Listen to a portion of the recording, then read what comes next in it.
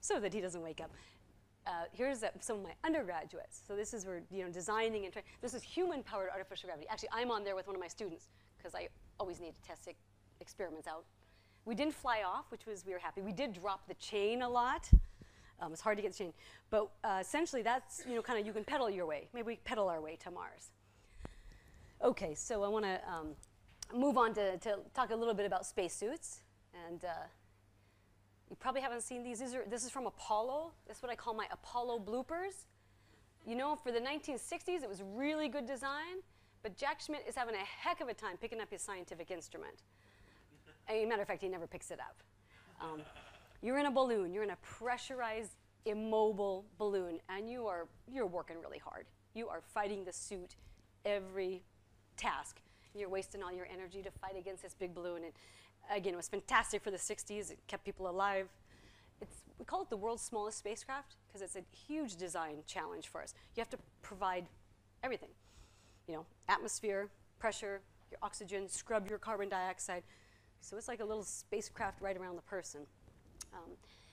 So some nice images. We do extensive training at NASA in water tanks to choreograph. And we can't get rid of gravity again, but to choreograph, especially for the Hubble repair missions. All of that has to be practiced. Actually, 1,000 hours, more than 1,000 hours of underwater. But the astronauts get beat up because you're in a water tank and the suit has hard bearings and it's not as pleasant as it could be. This is in our lab, again, with the robot. So we look at the motion, and then we have the kinematics, drive it. Well, now I put you in a suit and track your motion. And then the fourth stage is put the suit on the robot. See how hard the robot has to work to move the suit. You have to work hard. It's probably about 75% of your energy is wasted just fighting the suit. And that's not good enough for Moon or Mars in the future. So I think you've seen that video of.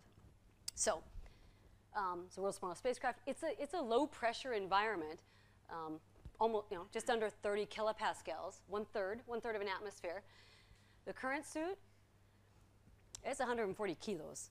Again, it's okay for microgravity because it's weightless. That's not okay for the Moon and Mars, right? You don't want to go carrying around a pack that's even a third of that. It's just too darn heavy. It's not a locomotion suit, in fairness, the current suit that we have. It wasn't designed for the Moon or Mars. This one was, but of course it was a long time ago. So our designs in spacesuits, we're looking to enhance performance of the astronauts. We have a different design we'll talk about. We also do a lot of exoskeleton kind of simulations because suits are really expensive. And so we can model, work on some exoskeletons. If you're in a gas pressurized suit, just a little bit of data here, and you flex, this is an elbow, you flex you're going to work against the suit to flex it. Use your muscles, but you also have to pull the suit with you, and then boom, it wants to spring back because it wants to go back here. So we have this interesting hysteresis torque curve when you're working with the suit. OK, so that's some of our data. All right. What are our projects then? You've seen the bloopers. So we study the energetics because it's very interesting when you change gravity environment. So this data right here is something we call the cost of transport. Again, now this is Mars. I use less energy on Mars than I do on the Moon, than I do on Earth.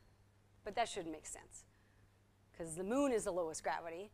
Here's zero gravity, here's the Moon, here's Mars, and here's Earth. So we thought our data was wrong, of course. And we repeated it and repeated it, and the data's not wrong. What's happening? Well, this is cost of transport, so an energetic measurement, just normalized over distance and your body mass. And we get this really interesting bend in the curve. This is Mars, this is the Moon, this is Mars. And actually Earth, if you're suited, the data is actually so hard to work in the suit, it actually spreads all over here. And so it's pretty interesting. We thought, what does that mean? Well, perhaps there's an optimal or a minimum. And we thought about this pretty hard. And then we came up with a hypothesis. And we think what's happening is that Mars is great. 1/3, if you weigh 1/3 your weight, you can all be Olympic marathoners. What's happening when you're 1/6? You're so, we saw microgravity, you're floating around. So when you're on the Moon at only 1/6, you're wasting, even if you're not in the suit, you're wasting energy again. Because you're so light, you're kind of flailing around, you have posture control, stability. So I'm using a lot of extra energy as well as to do my motion. So we think that you're using a little bit of extra energy even though it's a lighter gravity level. So it's fantastic because we can't see any of these kind of results when we're here on Earth at 1G. So that was really kind of interesting result for us. And we do exoskeleton work. We're kind of tuning the exoskeleton and both for space, but the Earth application here, this is a partial gravity, a weight, we're relieving weight. That's a spinal cord injury patient. And to try to retrain the motor control system, if it's possible, some of these same type of devices are helpful. Put one underwater, that's helpful as well. Unload and go underwater. Okay, so let's see, moving along here, maybe. All right. So I gave you the answer on the bottom, but lots of people hopefully can identify this. So we did these night runs of someone in a spacesuit out in the Arizona desert and had a camera on the head, and it just reminded me of Duchamp's data. So in our design to think about how we would look for an innovative approach to spacesuit design, could we do something completely different? We started this over 10 years ago. And of course, we weren't the first ones to think of it, so I like to give credit to Dr. Paul Webb, a physiologist, who said, maybe astronauts should wear a skin suit. Maybe we should shrink wrap the astronauts. And everyone thought he was very crazy. But he came up with this prototype. Again, this is from 1968 to 1972. He was thinking about this. We're going to the moon, and what if we could really enable locomotion? So there he is. And there's audio on here, he won't show up, but the NASA reviewers, everything's going well until this point. This is a liquid cooling garment, and then you put on this. Now, this is before spandex, it's before any advanced materials, remember. So he had a huge disadvantage. But right now, the NASA reviewers are saying, it looks like a leotard for a 2-year-old. And they voted no more funding. I think it was a great idea, just way before its time. From 1970. So we started thinking about it in the 90s, the late 1990s, I guess, when we put in. And see this? You'd really like to dress yourself. This is a big problem. I don't have 2 buddies to dress myself on Mars. So we're working on that. That's in spacesuit terminology. It's called donning and doffing. Like donning, putting on and taking off your own clothes. You have to be able to dress yourself. But great early work. This is what I call an infographic. It's a history of human spaceflight. It's actually a big poster in the lab. Here's a snapshot for you. So we started, of course, way back here with early human spaceflight. Go through all the missions, all the world missions. It has NASA missions, the Russian missions. And all these little white dots are completed extravehicular activities, completed spacewalks. And it's actually a little bit old. Here's the Russian Mir program. And here's International Space Station. More of these should be filled in now. I'll have to go back and redraw it because we've completed more. But over 500 spacewalks in the history of human spaceflight in the last 40 years. So our Mars mission that we're really interested in, it had to change scales. It's the very first Mars mission with humans. We'll probably do over 1,000 spacewalks. We're going to go there in 6 months. Want to keep you healthy and well. You're going to stay on the surface for 600 days. You're not going there to sit around. Every day you need to be working and looking for the evidence of life. And then to come home, you need to probably take about 1.5 years to come home with conventional propulsion. So that's a big challenge. But it's a great design challenge for us. The first mission, we have twice the amount that we've had in 40 years. So it's a really challenging problem for us. So we think about maybe how we solve it. Oh, this is just another little cartoon for you. Maybe you've seen, of course this has sound too, maybe you've seen The Incredibles. I like this movie a lot. But it turns out we actually proposed the biosuit before. So we've been working on it for 10 years. Oh, Edna, the little video, it says, and I love that, darling, it's flame retardant, right? The biosuit, not flame retardant.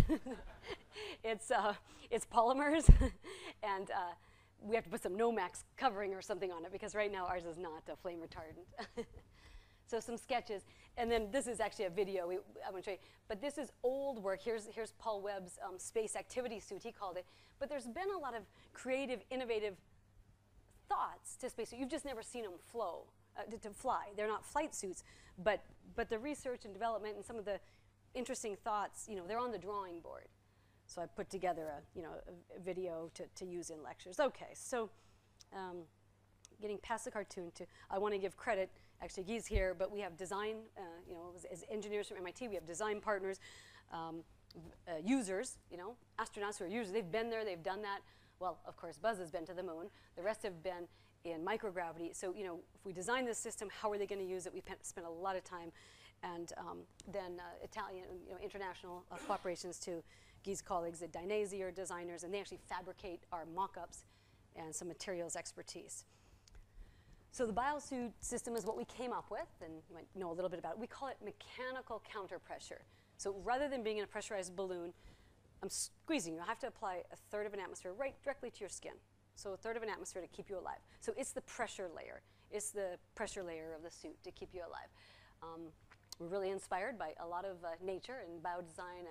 The Dainese back of it's an armadillo-like kind of articulated back shell on it. It's the only equation in my presentation. I told Pedro I only have one equation. It's right here.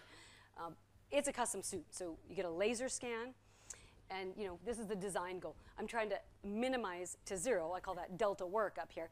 I want you to do no extra work against the suit. I want all of your energy going into exploration and looking for life on Mars. So how do I do that? Well, then we have some variables as engineers and designers. I'm trying to minimize that. These are extra work caused by pressure, and these would be extra work caused by elasticity, if you will. We can break that down into some bending and some structural components. And so we tease out how can we minimize any extra work that you basically encumber, rather than, we call this a shirt sleeve environment. So those are basically all of our trades. It's interesting because through mechanical counterpressure, we can get rid of a lot of the pressure effects because I'm no longer in a balloon. So we have a big benefit there. How do we get rid of this? Well, there's bending energy and there's actually strain energy. But guess what? They go in an inverse relationship. So if we make one less, we might make the other one higher. So it's actually a tough engineering design problem. We've talked a little bit about some of the Earth applications. My favorite one right now is kind of a little exercise suit. Bungee suit, if you're working against, it's actually resistive exercise. If you're working against some elastic cords, basically, that could be perhaps good rehabilitation for kids with cerebral palsy, who, if you know about cerebral palsy, I'm not sure the Spanish translation for cerebral palsy. Pardon? Oh, okay. So it's a motor control disease for kids, and just if we could help them walk, help them with their daily activities, you could change. It'd be phenomenal to just improve the daily activities. So we're working on that. We've been working on it for 3 or 4 years. It's a 10-year project for sure. And what we hope to do then is increase their locomotion, really help them in their stepping, give them a much greater range of motion of their limbs, and help improve their muscle tone because again, their muscles are very stiff. Okay. I heard Pedro even told you something about lines of non-extension. No equations here. Lots of papers on it if you know. And again, I need to give credit to another incredible genius, in my opinion, a great innovator, and that's Arthur Iberol. Same time as Webb. Well, actually, he started in the 50s, but it was classified Navy work, so we didn't know about it. But he started publishing in 1970s, and he was coming up with this Spider-Man-looking pattern. Now, he was applying it to gas pressurized suits, but said, even if we have a big gas pressurized suit and I kind of have a certain pattern, maybe I can help movement. I can help people move. So I thought that was very interesting. He did it just geometrically, and we've done that with ourselves and postdocs and students, kind of drawn on this pattern, if you will. But most recently, actually, this will just come out in IEEE. Now we've three-dimensional eigenvector analysis for those who care. And it's complicated. Bodies are very complicated and squishy and tough to model. And but that's what the black lines are here. And the little animation that's going there, I'm not going to explain the math, but say that you put circles all over your skin, little circles. And my graduate students have done this. So put circles all over and you bend. What's going to happen to that circle? That circle is going to move into an ellipse. But these two red lines, they're the key. They're really interesting. The two bisecting diameters, they're in my circle, and they pivot. They just pivot, but they didn't extend. They didn't get any longer. So if I connect all the red dots, literally all the red lines, I get the pattern for the suit. So again, we just derived this mathematically. It's nice that it looks good. Thank goodness we have Guy and a lot of his team for the aesthetics and things, but it's really all mathematically driven.